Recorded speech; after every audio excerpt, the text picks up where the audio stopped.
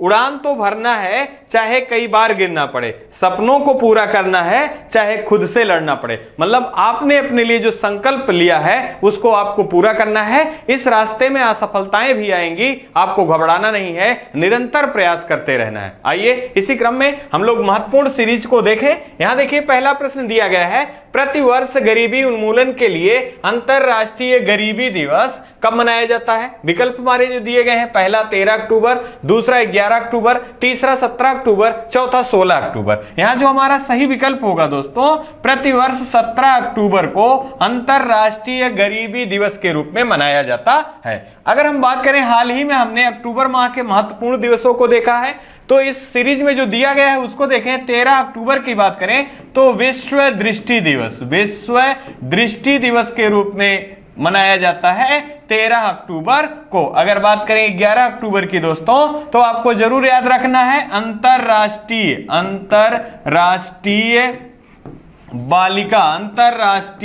बालिका दिवस कब मनाया जाता है? तो यह 11 अक्टूबर को मनाया जाता है, जबकि राष्ट्रीय बालिका दिवस जो है दोस्तों यह मनाया जाता है 24 जनवरी को। अगर हम बात करें यही 16 अक्टूबर के बारे में, तो हाल ही में हम लोगों ने पढ़ा है विश्व खाद्य दिवस कब मनाया जाता है? तो प्रत्येक 16 अक्टूबर को विश्व खाद्य दिवस मनाया जाता है, क्योंकि 16 अक्टूबर 1945 को FAO food and agriculture organisation की स्थापना होती है, और इसका मुख्यालय कहां स्थित है? इटली की राजधानी रोम में स्थित है। और रोम किस नदी के तट पर स्थित है? टाइबर नदी के तट पर स्थित है। आज के सीरीज में हम लोग बहुत महत्वपूर्ण सेशन को लेकर आपके साथ जुड़ने वाले हैं, क्योंकि इस सेशन में आपको जो 17 इंडेक्स हैं या 17 जो SDG गोल्स हैं उनको हम लोग रिवाइज करने वाले हैं, क्योंकि यहां से प्रश्न लगातार बनता है। तो आइए हम उन 17 गोल्स जो हैं उनको देख लें। देखिए पहला आपका गोल जो है नो पुअर्टी, मतलब गरीबी से संबंधित है। दूसरा जीरो हंगर आपको देखना है। तीसरा आपका हेल्थ है। चौथा एजुकेशन है। और पांचवा जो है ये लैंगिक समानता है। छठा जो है स्वच्छ जल है। सातवां जो है ये अफोर्डेबल एनर्जी, क्लीन एनर्जी का है। साथ ही साथ आठवां जो बात आप देखें तो decent work and economic growth है। और नौवां जो है इंडस्ट्री इनोवेशन एंड इंफ्रास्ट्रक्चर है। 10वां आपका रिड्यूस इनक्वलिटी है। और आपका 11वां जो है सस्टेनेबल सिटीज एंड कम्युनिटी है। और 12वां जो दिया गया है रिस्पॉन्सिबल कंपटीशन एंड प्रोडक्शन है। और 13वां की बात करें क्लाइमेट एक्शन है। 14वां लाइफ बिलो वाटर है। 15वां लाइफ एंड लैंड है। और 16वां पीस जस्टिस है। 17वां पार्टनरशिप फॉर द गोल्स है। ये 17 इंडेक्स हैं, आपको कम से कम याद जरूर होने चाहिए, और आप इनको एक से अधिक बार रिकॉल कर लेंगे तो याद हो जाएगा। अभी हाल ही में वैश्विक भुखमरी सूचकांक जारी हुआ है, तो यह चर्चा का विषय भी है, क्योंकि भारत का स्थान पिछले वर्षों से बहुत ज्यादा नीचे लुढ़क गया है। तो आपको ध्यान रखना है कि सस्टेनेबल डेवलपमेंट गोल में जो भुखमरी है वो किस गोल में शामिल है? तो गोल नंबर 2 में शामिल है, आपको ध्यान रखना है। साथ ही साथ एक प्रश्न और भी याद रखें कि सतत विकास लक्ष्य प्राप्त करने का उद्देश्य कब तक का है? तो 2030 तक का उद्देश्य रखा गया है सतत विकास लक्ष्यों को प्राप्त करने का। आइए इसी क्रम में अगला देख लें। अगला है हाल ही में चर्चा में रहा इंटरपोल की 90वीं महासभा की मेजबानी कौन सा देश करेगा? तो यहां बात हो रही है इंटरपोल की कि 90वीं जो महासभा आयोजित की जानी है उसको कौन सा मेजबान देश होगा? तो देखिए पहला दिया गया भारत, दूसरा लियोन, तीसरा फ्रांस, चौथा इंडोनेशिया। विकल्प नंबर ए सही होगा। भारत के नई दिल्ली में इसकी मेजबानी की जाएगी। किसकी? इंटरपोल की। और यह बैठक कौन सी होगी दोस्तों? तो यह 90वां होगी। अब इंटरपोल से आपको महत्वपूर्ण जानकारी याद रखना है कि इंटरपोल संगठन क्या है, यह इंटरपोल संगठन किसके लिए कार्य करता है, तो इसे अंतरराष्ट्रीय पुलिस के नाम से भी जाना जाता है। जो क्राइम करके जो आतंकवादी या जो संदिग्ध आतंकवादी अपने देश छोड़कर बाहर विदेशों में शिफ्ट हो जाते हैं तो उन देशों की पुलिस इंटरपोल से संपर्क साधती है और उनको पकड़ने का कार्य इंटरपोल के द्वारा किया जाता है। अगर हम बात करें इंटरपोल की स्थापना की, इसकी स्थापना कब हुई थी, तो 1923 ईस्वी में इंटरपोल की स्थापना की गई थी। और अगर हम यहां बात करें कि इसका मुख्यालय कहां है, मुख्यालय कहां है, तो अभी आपने हाल ही में हम लोगों ने बात चर्चा किया है कि जो लियोन शहर है, लियोन शहर जो है ये मुख्यालय कहां पर है, लियोन शहर मुख्यालय है किसका,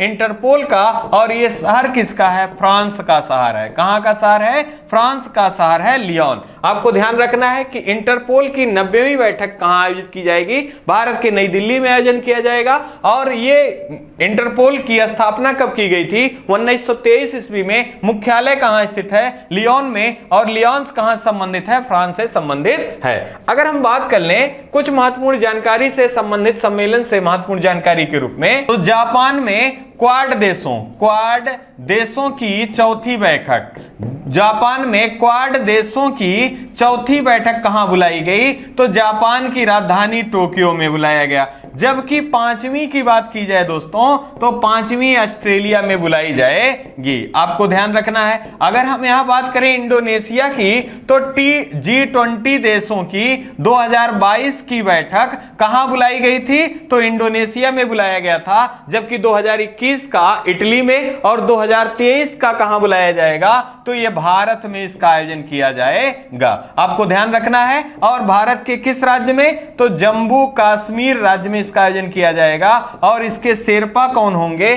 तो अभिताभ कांत जी जो हैं इसके शेरपा नियुक्त किए गए हैं। अब कुछ महत्वपूर्ण संस्थान हैं, उनको हम यही रिकॉल कर लें, क्योंकि यहां से हाल फिलहाल के दिनों में परीक्षाओं में संस्थाओं के मुख्यालय से प्रश्न पूछे जाते हैं। तो देखिए यहां लिखा गया है WHO वर्ल्ड हेल्थ ऑर्गेनाइजेशन, दूसरा लिखा गया है WTO world trade organisation, ILO लिखा गया है। आपको इन तीनों संगठनों का मुख्यालय कहां है, तो जिनेवा में है। कहां स्थित है दोस्तों, तो जिनेवा में स्थित है, जो कि स्विट्जरलैंड का शहर है। अगर हम बात करें FATF की, फाइनेंशियल एक्शन टास्क फोर्स, इसकी मुख्यालय कहां है, तो फ्रांस की राजधानी पेरिस में स्थित है। और हाल ही में इसके प्रमुख नियुक्त किए गए हैं टी राजा कुमार। और इनका संबंध किस देश से है, ये सिंगापुर से संबंधित हैं। साथ ही साथ याद रखना है सिंगापुर की राजधानी क्या है मित्रों, तो सिंगापुर की राजधानी सिंगापुर सिटी है। अगर हम बात करें यूनेस्को की, तो इसकी भी राजधानी कहां स्थित है, पेरिस में स्थित है। अगर बात करें IMF की और वर्ल्ड बैंक की, तो इन्हें जुड़वा बहन के नाम से जाना जाता है। और दोनों का मुख्यालय वाशिंगटन DC में स्थित है, जो कि कहां पर स्थित है, ये USA की राजधानी है। और पोटामैक नदी के तट पर स्थित है, आपको याद रखना है। अगर हम बात करें UNEP की, तो यूनाइटेड नेशन एनवायरनमेंट प्रोग्राम इसका फुल फॉर्म है। इसकी स्थापना 1972 ईस्वी में किया गया था। और केन्या की राजधानी नैरोबी में इसका मुख्यालय है, किसका, UNEP का। आपको ध्यान रखना है। आइए इसी क्रम में हम लोग अगला प्रश्न देख ले। अगला प्रश्न है, हाल ही में भारत का पहला एल्युमिनियम फ्रंट रैक का उद्घाटन कहां से किया गया। अब यहां देखिए विकल्प आपके जो दिए गए हैं, पहला विशाखापट्टनम रेलवे स्टेशन, दूसरा भुवनेश्वर रेलवे स्टेशन, तीसरा कोलकाता रेलवे स्टेशन, चौथा दिया गया है नवी मुंबई रेलवे स्टेशन। यहां जो हमारा सही विकल्प होगा, ये भुवनेश्वर रेलवे स्टेशन से इसका उद्घाटन किया गया। और यहां पर विशेष क्या है कि ये इसके जो कंटेनर हैं, ये कंटेनर एल्युमिनियम के बनाए गए हैं। ये मालवाहक हैं और एल्युमिनियम हल्की धातु के रूप में आता है, जिसका सिंबल जो होता है है, प्रतीक जो होता है AL होता है और इसका परमाणु क्रमांक क्या होता है 13 होता है। अगर हम बात करें यहां महत्वपूर्ण जानकारी के रूप में तो ये कंटेनर लोहे की तुलना में काफी हल्के होते हैं। अगर ये हल्के होंगे तो यहां पर माल कैरी करने की क्षमता बढ़ जाएगी और जो हमारा ईंधन का खपत है वो कम हो जाएगा और ईंधन के खपत कम होने से वायु प्रदूषण कम होने की संभावना की जा रही है। अगर हम बात करें रेलवे स्टेशन भुवनेश्वर से संबंधित तो यहां पर इसको किसने उद्घाटन इसका किया तो अश्वनी वैष्णव जी के द्वारा उद्घाटन किया गया। किसका? एल्युमिनियम फ्रंट रैक का। अब यहां पर ध्यान रखना है केंद्रीय रेलवे मंत्री कौन है तो अश्वनी वैष्णव जी हैं, जबकि रेलवे के CEO कौन है तो विनय कुमार त्रिपाठी जी जो हैं यहाँ के रेलवे के CEO के रूप में हैं। साथ ही साथ आपको याद रखना है कि वर्तमान में भारत में रेलवे जोन कितने हैं तो रेलवे जोन 18 हैं और नवीनतम रेलवे जोन कौन सा है तो विशाखापट्टनम है। अगर हम यही एक महत्वपूर्ण जानकारी के रूप में देख लें तो हाल ही में परीक्षा हुई पेट की, इसमें एक प्रश्न पूछा गया था कि अंग्रेजों के द्वारा निम्न में से कौन सा कार्य सबसे ज्यादा चर्चा में रहा तो 1853 ईस्वी में रेलवे सेवा प्रारंभ किसके द्वारा किया गया था? अंग्रेजों के द्वारा। और शासनकाल किसके? डलहौजी के शासनकाल में रेलवे सेवा प्रारंभ की गई थी। यहीं से ध्यान रखना है कि रेलवे बोर्ड का गठन किसके आधार पर किया गया था तो रॉबर्टसन आयोग के आधार पर रेलवे बोर्ड का गठन किया गया था। जबकि रेल बजट को आम बजट से अलग किसकी सिफारिश पर किया गया था तो एडवर्थ कमीशन के आधार पर आम बजट से रेल बजट को अलग किया गया था। जबकि पुनः आम बजट में जोड़ा किसकी सिफारिश के किया गया था तो विवेक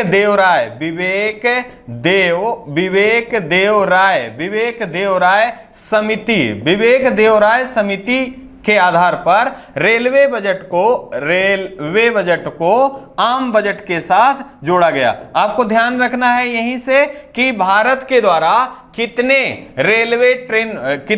वंदे भारत ट्रेनों को प्रारंभ करने की घोषणा की गई है बजट में तो 400 वंदे भारत ट्रेनें प्रारंभ करने की घोषणा की गई है बजट में। यह महत्वपूर्ण जानकारी है। साथ ही साथ कुछ रेलवे से संबंधित और महत्वपूर्ण प्रश्न है जो कि हम रिकॉल कर लें। यहां देखिए दिया गया है वंदे भारत ट्रेनों के बारे में, क्योंकि हाल ही के दिनों में दोस्तों ये वंदे भारत ट्रेन काफी चर्चा में रही, कभी जानवर से टकराने के कारण और कभी नई ट्रेनें प्रारंभ करने के कारण। अगर हम बात करें वंदे भारत ट्रेन की, पहले किस नाम से जाना जाता था तो ट्रेन 18 के नाम से वंदे भारत ट्रेन जाना जाता था। अगर हम बात करें भारत में वंदे भारत ट्रेन पहली सेवा कहां से प्रारंभ की गई तो दिल्ली से कटरा के लिए प्रारंभ किया गया। दूसरी की बात की जाए तो दिल्ली से वाराणसी के लिए प्रारंभ किया गया। तीसरी की बात किया जाए तो आपको याद रखना है गांधीनगर से मुंबई के लिए प्रारंभ किया गया। और चौथी की बात की जाए तो ऊना जो कि हिमाचल प्रदेश से संबंधित है और दिल्ली के लिए प्रारंभ किया गया। ये आपको ध्यान रखना है। साथ ही साथ आपको याद रखना है कि किस ट्रेन का स्पीड, इन तीनों ट्रेनों की स्पीड जो है 160 किलोमीटर प्रति घंटा है, जबकि ऊना से हिमाचल प्रदेश की जो वंदे भारत ट्रेन है इसकी स्पीड 180 किलोमीटर प्रति घंटा है। अगर हम बात करें भारत की सबसे लंबी मालगाड़ी का भी हाल ही में प्रारंभ किया गया है तो उसका नाम क्या है दोस्तों? वासुकी है। और कहां से प्रारंभ किया गया? छत्तीसगढ़। कहां से दोस्तों? छत्तीसगढ़ से प्रारंभ किया गया। छत्तीसगढ़ की राजधानी क्या है? रायपुर जो है इसकी राजधानी है। और ये अगर हम बात करें 295 डिब्बे की, साथ ही साथ 3.5 किलोमीटर लंबी ट्रेन है। अगर बात करें भारत का गौरव टूरिस्ट ट्रेन जिसे रामायण सर्किट के नाम से जाना जाता है, ये कहां से कहां के लिए प्रारंभ किया गया तो आपको याद रखना है भारत से नेपाल के जनकपुरी तक प्रारंभ किया गया। यह भी प्रश्न पूछा गया था। अगर हम बात करें पहली निजी ट्रेन सेवा कहां से कहां तक शुरू की गई? तो कोयम्बटूर से लेकर शिरडी दरबार तक, शिरडी साईं दरबार तक निजी सेवा, रेल सेवा प्रारंभ की गई। यहां देखिए अश्विनी वैष्णव जी को दिखाया गया है जिनके द्वारा यह सेवा प्रारंभ की गई है। आइए इसी क्रम में अगला देख लें। हाल ही में चर्चा में रहा वर्ल्ड ग्रीन सिटी पुरस्कार 2022 किस भारतीय शहर को दिया गया? यहां देखिए बहुत महत्वपूर्ण यह प्रश्न है, आपको जरूर याद रखना है। विकल्प हमारे जो दिए गए, पहला अहमदाबाद, दूसरा वाराणसी, तीसरा मुंबई, चौथा हैदराबाद। यहां जो सही विकल्प होगा यह विकल्प नंबर डी सही होगा। हैदराबाद को वर्ल्ड ग्रीन सिटी पुरस्कार 2022 से सम्मानित किया गया। यहां देखिए दो आपको लोगो दिखाई दे रहे, पिक्चर दिखाई दिया गया है। इसमें winner city of the Hyderabad India और grand winner of Hyderabad India, दोनों में आपको लोगो दिखाई दे रहा है। साथ ही साथ अगर हम बात करें यहां महत्वपूर्ण हैदराबाद से संबंधित जानकारी के परिप्रेक्ष्य में, तो तेलंगाना की राजधानी क्या है? हैदराबाद है। और तेलंगाना राज्य का गठन कब किया गया था? तो 2 जून 2014 को भारत के 29वें राज्य के रूप में किसका गठन हुआ था दोस्तों? तो तेलंगाना का गठन हुआ था। और किससे अलग हुआ था? या तो आंध्र प्रदेश से अलग होकर तेलंगाना राज्य का गठन किया गया। यह भी प्रश्न पूछा गया था कि भाषा के आधार पर गठित होने वाला पहला भारत का राज्य कौन सा है? तो 1953 ईस्वी में भाषा के आधार पर गठित होने वाला पहला राज्य कौन सा है? आंध्र प्रदेश है। अगर हम बात करें हैदराबाद से, तो एक बहुत महत्वपूर्ण प्रश्न पूछा जाता है कि हैदराबाद किस नदी के तट पर स्थित है? तो मूसी नदी के तट पर स्थित है। और मूसी नदी किसकी सहायक नदी है? तो कृष्णा नदी की सहायक नदी कौन है? मूसी नदी कृष्णा नदी की सहायक नदी है। यही हैदराबाद से जाने ऑपरेशन पोलो के आधार पर किसे भारत के अभिन्न हिस्से के रूप में बनाया गया? तो हैदराबाद को बनाया गया था 1948 ईस्वी में। साथ ही साथ याद रखना है आपको tree city of the world के रूप में किन 2 भारतीय शहरों को चुना गया है? तो पहला हैदराबाद है, यह 2019 में भी चुना गया था। और दूसरा जो है मित्रों यह मुंबई है। आपको जरूर याद रखना है tree city of the world के रूप में किसे चुना गया है? तो 2019 में पहली बार हैदराबाद को चुना गया था और 2022 में भी हैदराबाद और मुंबई 2 शहरों को चुना गया है। अगर हम बात कर लें यहीं वाराणसी की, तो एससीओ के द्वारा सांस्कृतिक पर्यटन राजधानी के रूप में किसे चुना गया है? तो वाराणसी को चुना गया है। अगर हम टाइम पर्सन पत्रिका के आधार पे, एक सर्वे के आधार पे बात करें, तो विश्व के 50 शहरों की सूची में, रहने योग्य शहरों की सूची में भारत के किन 2 शहरों को चुना गया है? तो पहला अहमदाबाद है और दूसरा शहर जो है ये केरल है। आपको ध्यान रखना है अहमदाबाद और केरल टाइम्स की सूची के आधार पर विश्व के 50 सर्वश्रेष्ठ शहरों की सूची में चुना गया है अहमदाबाद और केरल को। आइए इसी क्रम में अत्यंत महत्वपूर्ण जानकारी के रूप में देखें। यहां देखिए Korea smart green city in Jeju, ये इसका पिक्चर दिखाया गया है। और आपको ध्यान रखना है कि दक्षिण कोरिया और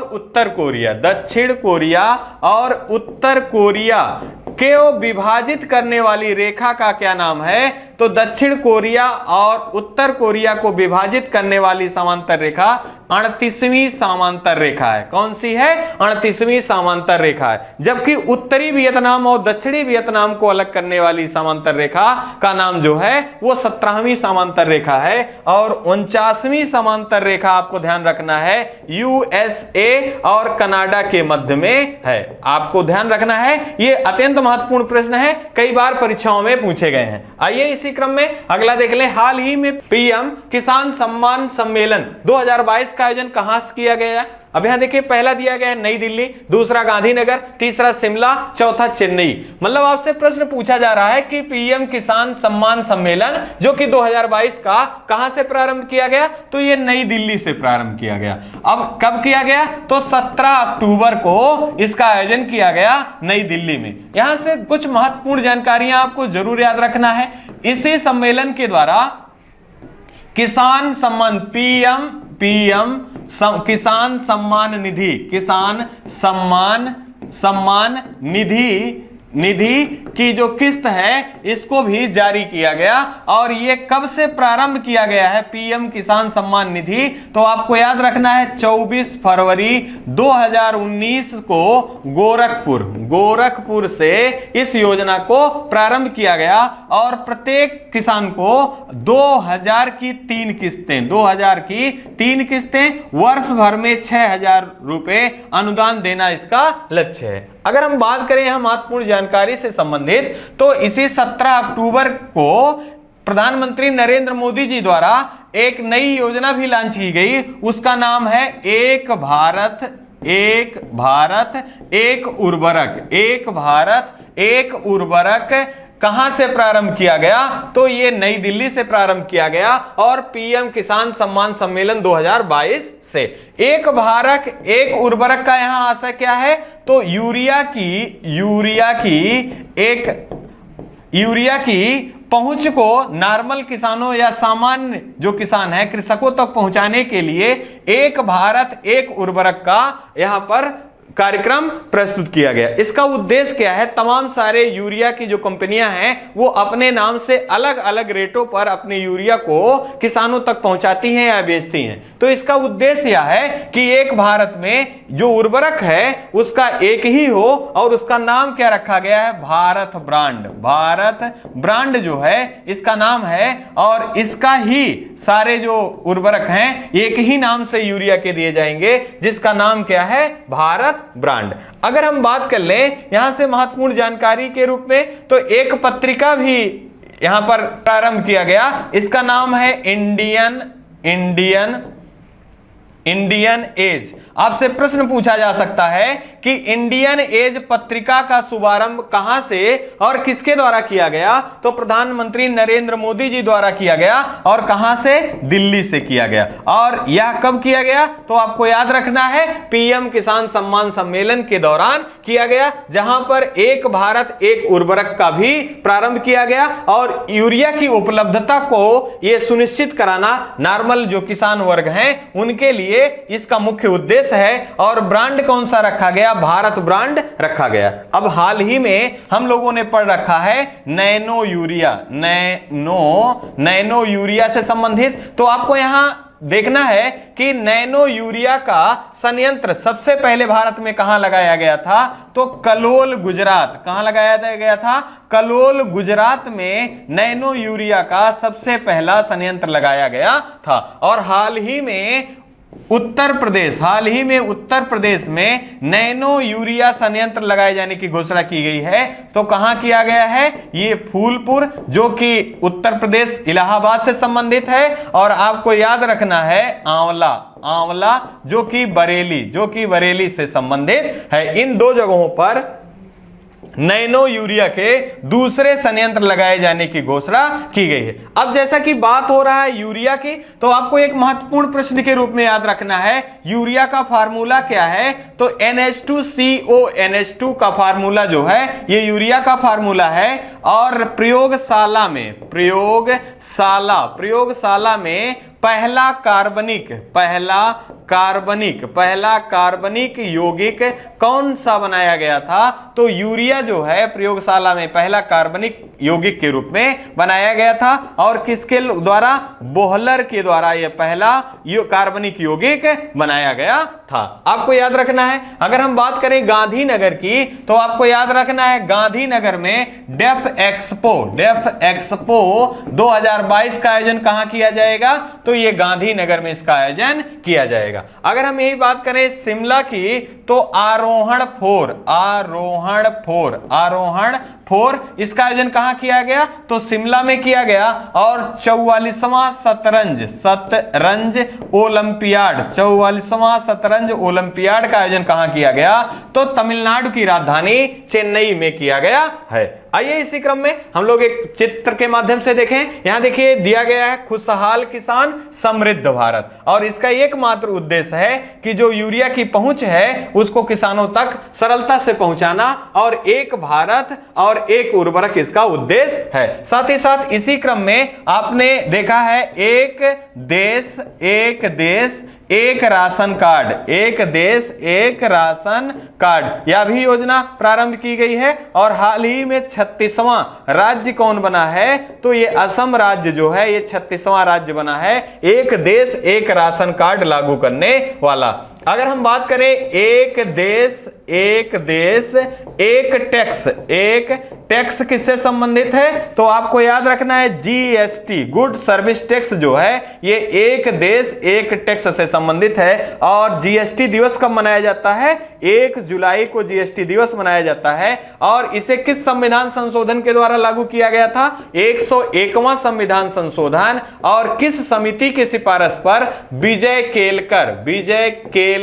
केलकर समिति की सिफारिश पर जीएसटी को लागू किया गया था। आइए इसी क्रम में अगला प्रश्न देखें। अगला है, हाल ही में चर्चा में रहा स्टीफास्ट नून वार्षिक परमाणु अभ्यास किसके द्वारा प्रारंभ किया जाएगा, तो यहां देखिए पहला दिया गया है WHO, दूसरा दिया गया है FATF, तीसरा दिया गया है नाटो, चौथा दिया गया है USA। यहां जो सही विकल्प है ये नाटो के द्वारा स्टीफास्ट नून वार्षिक परमाणु अभ्यास का आयोजन किया जाएगा। अब यहां नाटो से एक महत्वपूर्ण जानकारी, कभी कभी आपसे इसका फुल फॉर्म पूछ लिया है, तो आपको ध्यान रखना है कि नाटो का फुल फॉर्म क्या है दोस्तों, तो नॉर्थ अटलांटिक ट्रीटी ऑर्गेनाइजेशन जो है इस नाटो का फुल फॉर्म है। आपको ध्यान रखना है कि नाटो की स्थापना 1949 ईस्वी में किया गया था। और आपको ध्यान रखना है कि इसका मुख्यालय से प्रश्न पूछा जाता है, मुख्यालय कहां है, तो ब्रुसेल्स में है। ये ब्रुसेल्स राजधानी किसकी है, बेल्जियम की राजधानी है। जबकि यूरोपीय यूनियन का भी मुख्यालय कहां स्थित है, तो यूरोपीय यूनियन का भी मुख्यालय स्थित है बेल्जियम की राजधानी ब्रुसेल्स में। अब यहां अगर हम बात करें कि नाटो में सदस्य देशों की संख्या कितनी है, तो आपको ध्यान रखना है नाटो में सदस्य देशों की संख्या 30 है। और 30वां सदस्य देश कौन सा है, तो नॉर्थ मैसिडोनिया जो है ये 30वां सदस्य या नवीनतम सदस्य देश के रूप में है। अगर हम यही बात करें WHO की, वर्ल्ड हेल्थ ऑर्गेनाइजेशन, इसकी स्थापना कब की गई थी, तो 7 अप्रैल 1948 को स्थापना किया गया था। इसी कारण प्रत्येक 7 अप्रैल को स्वास्थ्य दिवस मनाया जाता है। अगर हम बात करें FATF की, तो FATF की स्थापना 1989 ईस्वी में किया गया था। और इसका मुख्यालय कहां है, तो पेरिस में है। अगर बात करें USA की, तो USA की राजधानी क्या है, वाशिंगटन DC है। और आपको याद रखना है पहली महिला उपराष्ट्रपति के रूप में कौन है, तो आपको याद रखना है कमला हैरिस जो हैं ये पहली USA की महिला उपराष्ट्रपति हैं जो कि भारतीय मूल की हैं। आइए इसी क्रम में अगला प्रश्न देख लें। और यहां देखिए पिक्चर के माध्यम से आपको इस अभ्यास के बारे में बताया गया है। आइए इसी क्रम में अगला प्रश्न देखें। हाल ही में प्रधानमंत्री नरेंद्र मोदी जी द्वारा किस राज्य में मुख्यमंत्री अमृतम आयुष्मान कार्ड के वितरण का शुभारंभ किया गया। अब यहां बात हो रही है अमृतम आयुष्मान कार्ड।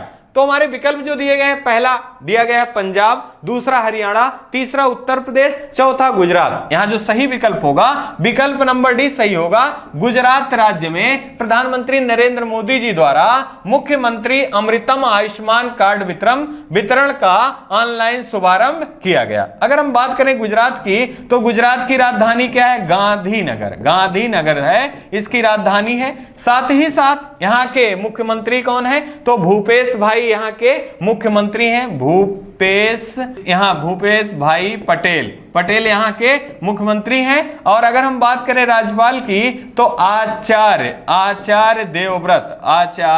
देवव्रत जी जो हैं यहाँ के मुख्यमंत्री राज्यपाल के रूप में हैं। साथ ही साथ गुजरात और महाराष्ट्र दो ऐसे राज्य हैं जो अपना स्थापना दिवस 1 मई को मनाते हैं। यहां से एक प्रश्न और याद रखना है, हाल ही में WHO के द्वारा ट्रेडिशनल मेडिसिन सेंटर खोले जाने की घोषणा की गई, तो गुजरात के किस शहर में? जामनगर में। कहां? जामनगर में किया जाएगा। अगर हम बात करें गिफ्ट सिटी का संबंध भारत के किस राज्य से है? तो गुजरात राज्य में गिफ्ट सिटी है। यहां पर new development NDB new development bank के द्वारा एक इकाई स्थापित किए जाने की घोषणा की गई। अगर हम बात करें गुजरात राज्य से ही, तो हाल ही में जो यूनेस्को की जो 40वीं विश्व विरासत स्थल है, विश्व विरासत स्थल है, जिसे धौलावीरा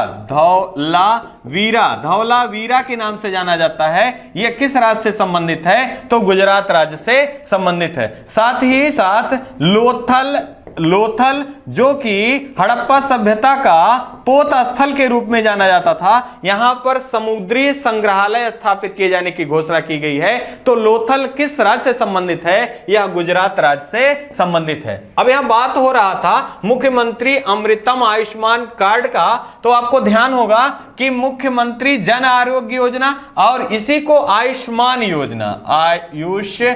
योजना के नाम से जाना जाता है। यह स्वास्थ्य बीमा कवर है, और कितने का कवर है? 5 लाख रुपए का बीमा कवर है। यह कब प्रारंभ किया गया था? तो 23 सितंबर 2018 को झारखंड की राजधानी रांची से प्रारंभ किया गया था। और इसी योजना को गुजरात सरकार के द्वारा मुख्यमंत्री अमृतम आयुष्मान कार्ड के नाम से जाना गया है। और इसी का वितरण किसके द्वारा प्रारंभ किया गया? तो प्रधानमंत्री नरेंद्र मोदी जी द्वारा प्रारंभ किया गया।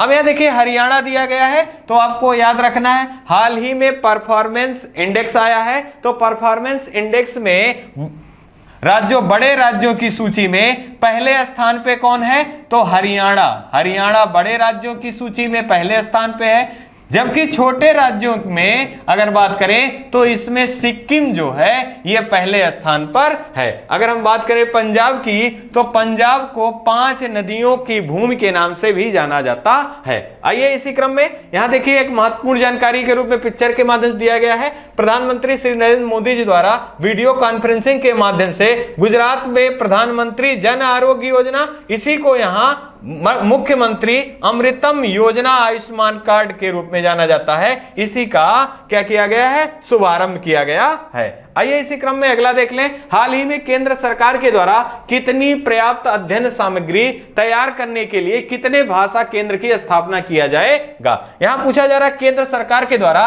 कितने पर्याप्त अध्ययन की भाषा केंद्र स्थापित किए जाएंगे? तो विकल्प जो दिए गए हैं, पहला 5, दूसरा 12, तीसरा 22, चौथा जो दिया गया 24। यहां जो सही विकल्प होगा यह 22 होगा। अब हाल ही में भारत में नई शिक्षा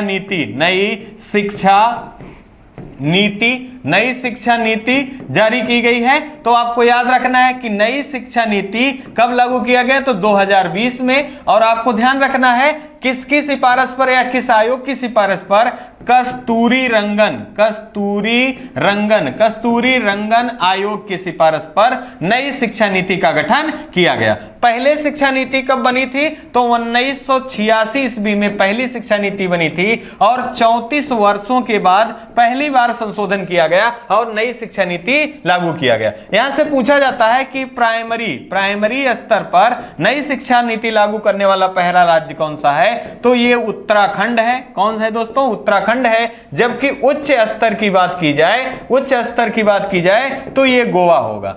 यहां से बात हो रही है भाषा केंद्र, क्योंकि नई शिक्षा नीति का उद्देश्य है मातृभाषा के रूप में शिक्षा को प्रदान करना या उपलब्ध कराना, इसका मुख्य उद्देश्य है। तो इसके लिए जो राज्य व्यवस्था है, राज्य व्यवस्था में कितनी भाषाएं वर्णित हैं? तो राज्य व्यवस्था में 22 भाषाएं वर्णित हैं। अब यहां पर आपको ध्यान रखना है कि भाषा किस भाग में वर्णित है? तो भाषा भाग 17 में है। जबकि यही अनुसूची की बात कर दी जाए कि भाषाएं किस अनुसूची में है? 8वीं अनुसूची में है। अगर यहां अनुच्छेद की बात की जाए दोस्तों, तो अनुच्छेद 343 में संघ की भाषा या हिंदी भाषा के बारे में वर्णन है। अगर हम यही महत्वपूर्ण जानकारी के रूप में देखें कि मूल संविधान में कितनी भाषाएं वर्णित थी, तो आपको याद रखना है अनुसूची के रूप में टोटल 14 भाषाएं वर्णित थी। और आपको याद रखना है 21वां संविधान संशोधन के द्वारा, जो कि 1967 ईस्वी में किया गया था, सिंधी भाषा जोड़ी गई। कौन सी भाषा? सिंधी भाषा जोड़ी गई। अगर हम बात कर लें यही 71वां संविधान संशोधन, जो कि 1992 में 3 भाषाएं जोड़ी गई। इसके लिए आपको एक शब्द याद रखना होगा, नमक। ना से नेपाली है, यहां पर नेपाली है, और मां से मणिपुरी है, और का से कोंकणी भाषा। ये 71वां संविधान संशोधन 1992 में जोड़ी गई। अगर हम बात करें इसके बाद आपका 92वां संविधान संशोधन आता है, और 92वां संविधान संशोधन 2003 में 4 भाषाएं जोड़ी जाती हैं, जिनको बोडो मास के नाम से याद रखें। बोडो से मतलब यहां बोडो है, और डो से यहां डोगरी है, और मां से यहां मैथिली है, और सा से यहां संथाली। कौन सी भाषा दोस्तों? संथाली। अब मिलाकर टोटल भाषाएं अगर हम देखें तो मूल संविधान में अनुसूची जो थी उसमें कितनी भाषाएं जुड़ी गई थी? तो 14 भाषाएं थी, और 15वीं भाषा के रूप में 21वां संविधान संशोधन के आधार पर सिंधी जोड़ा गया 1967 में। 71वां संविधान संशोधन 1992 में नमक, जिसमें ना से याद रखना नेपाली, मां से मणिपुरी, और का से कोंकणी भाषा। 92वां संविधान संशोधन 2003 में बोडो मास, जिसमें बोडो, डोगरी, मैथिली और संथाली, ये 22 भाषाओं का जिक्र किया गया। ये महत्वपूर्ण आपके अनुच्छेद हैं, और यहां ये आपके राज्य व्यवस्था के संविधान संशोधन है। यहां से लगातार परीक्षाओं में प्रश्न बनते हैं, आप इनको जरूर याद रखें। आइए यहां अगला प्रश्न देख लें। हाल ही में 3रा विश्व कुचिपुड़ी नाट्योत्सव कहां आयोजित किया गया? अब देखिए, पहला दिया गया है विजयवाड़ा आंध्र प्रदेश, दूसरा कोच्चि केरल, तीसरा कुन्नूर कर्नाटक, चौथा इनमें से कोई नहीं। यहां से अगर हम विकल्प के रूप में देखें तो विकल्प नंबर ये सही होगा। आंध्र प्रदेश का जो नृत्य है वो कुचिपुड़ी नृत्य है। क्या है? कुचिपुड़ी नृत्य है। साथ ही साथ आपको याद रखना है आंध्र प्रदेश से, तो आंध्र प्रदेश की राजधानी क्या है? तो अमरावती जो है दोस्तों, ये यहां की राजधानी है। और यहां के मुख्यमंत्री कौन है? तो जगन मोहन रेड्डी हैं, और राज्यपाल विश्वभूषण हरिचंद्रन है। साथ ही साथ अगर हम बात करें भाषा के आधार पर गठित होने वाला पहला राज्य कौन सा है? तो 1953 ईस्वी में भाषा के आधार पर गठित होने वाला पहला राज्य आंध्र प्रदेश है। साथ ही साथ आपको याद रखना है 12वां संस्कृति महोत्सव का आयोजन कहां किया गया? तो आंध्र प्रदेश में किया गया। अगर हम बात करें भारत का 25वां उच्च न्यायालय की स्थापना कहां किया जा रहा है? तो आंध्र प्रदेश में किया जा रहा है। अब यहां नृत्य से बात हो रही है, तो कुछ महत्वपूर्ण नृत्य जो परीक्षाओं में बार बार पूछे जाते हैं, अगर उनको हम रिकॉल कर लें तो हमारे प्रश्न गलत नहीं होने वाले हैं। आइए एक सूची के माध्यम से देखें। अगर बात करें रज पर्व की, तो रज पर्व ये उड़ीसा, रज पर्व और नोआखाई उत्सव कहां मनाया जाता है? तो उड़ीसा। खजुराहो नृत्य महोत्सव ये मध्य प्रदेश का से है, और खजुराहो मंदिर का निर्माण किसने कराया था? तो चंदेल वंश के शासकों के द्वारा निर्माण कराया गया था। अगर बात करें लोसांग की, तो ये सिक्किम से संबंधित है। अगर बात करें लोसर की और स्पुतनिक गस्टर की, तो ये लद्दाख राज्य, कहां दोस्तों? लद्दाख राज्य से संबंधित है। बिहू की बात करें तो असम से संबंधित है। पोंगल की बात करें तो तमिलनाडु से संबंधित है। पिडवानी की बात करें तो ये छत्तीसगढ़ से संबंधित है। कथक की बात करें तो उत्तर प्रदेश, कथक नृत्य कहां का है? उत्तर प्रदेश। और नौटंकी की बात करें तो यह भी संबंधित है उत्तर प्रदेश से। यही कथकली की बात कर लें तो यह कहां से संबंधित है? तो यह आपको जरूर याद रखना है केरल।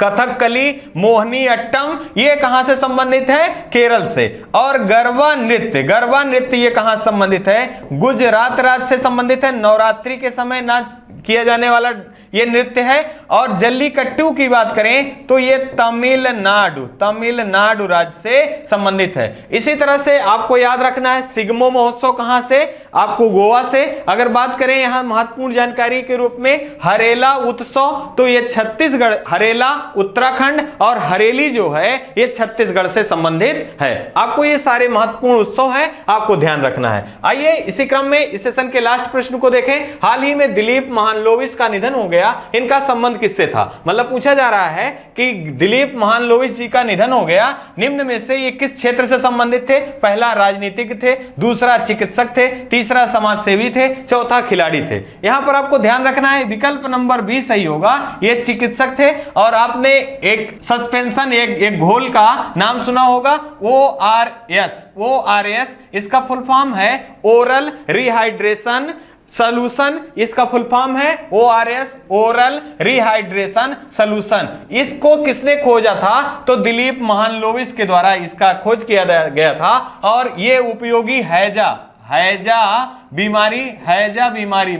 बीमारी में काफी कारगर है। तो आपको ध्यान रखना है कि आपको ध्यान रखना है कि दिलीप महानलोविस के द्वारा ORS घोल जो आता है इसकी खोज की गई थी। इसका उपयोग हैजा जैसी बीमारियों में किया जाता है और हाल ही में इनका निधन हो गया। ये पश्चिम बंगाल राज्य से संबंधित थे। और इनको बीसी राय जो कि चिकित्सा के क्षेत्र में विधान चंद्र राय पुरस्कार दिया जाता है, तो बीसी राय पुरस्कार से भी सम्मानित किया जा चुका है। अगर हम बात कर लें महत्वपूर्ण जानकारी के रूप में, तो हाल ही में आपको याद रखना है शिंजो आबे जी का निधन हो गया है। और हाल ही में भारत सरकार के द्वारा इन्हें 2022 का नेताजी पुरस्कार 2022 का किसे सम्मानित किया गया है? तो शिंजो आबे जी को। जबकि 2021 का पद्म विभूषण सम्मान से भी सम्मानित किया गया है। अगर हम बात करें यही हाल ही में साइरस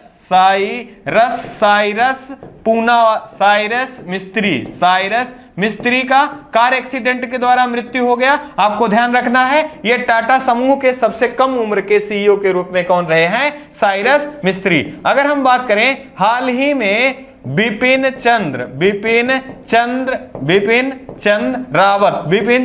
रावत जी का भी हेलीकॉप्टर दुर्घटना में मृत्यु हो गया था। तो आपको ध्यान रखना है ये भारत के पहले सीडीएस के रूप में कौन थे? तो बिपिन चंद्र रावत जी थे। और आपको याद रखना बिपिन रावत जी थे। और आपको ध्यान रखना है कि 2022 का पद्म विभूषण सम्मान से किसे सम्मानित किया गया है? बिपिन रावत जी को सम्मानित किया गया। हाल ही में भारत के दूसरे सीडीएस के रूप में किसे नियुक्त किया गया है? तो अनिल चौहान जी को नियुक्त किया गया है भारत के दूसरे सीडीएस के रूप में। अगर हम बात करें लता मंगेशकर के बारे में, तो हाल ही में इनका भी मृत्यु हुआ है। तो याद रखना है पहला लता दीनानाथ मंगेशकर पुरस्कार से किसे सम्मानित किया गया है? तो प्रधानमंत्री नरेंद्र मोदी जी को सम्मानित किया गया है। हाल ही में मुलायम सिंह यादव जी का भी स्वर्गवास हुआ है। तो आपको याद रखना है ये उत्तर प्रदेश के 3 बार मुख्यमंत्री के रूप में रहे हैं। साथ ही साथ 21वें भारत के रक्षा मंत्री के रूप में भी इन्होंने सेवा दे रखी है। और इन्हें उपनाम से नेता जी, साथ ही साथ धरती पुत्र के नाम से भी जाना जाता था। ये सारी जानकारियां आपको जरूर याद रखना है क्योंकि यहां से प्रश्न बनने की प्रायिकता सर्वाधिक है। इसी क्रम में आज का ये सीरीज 10 प्रश्नों की सीरीज, साथ ही साथ इससे संबंधित जो महत्वपूर्ण फैक्ट हो सकते थे आपके समक्ष रखे गए। उम्मीद है आपको ये सेशन पसंद आ रहा होगा। और इसी क्रम में आप चैनल को लाइक करना, सब्सक्राइब करना और शेयर करना ना भूलें। और आप अपना और अपने परिवार का खूब ढेर सारा ध्यान रखें। जय हिंद, जय भारत।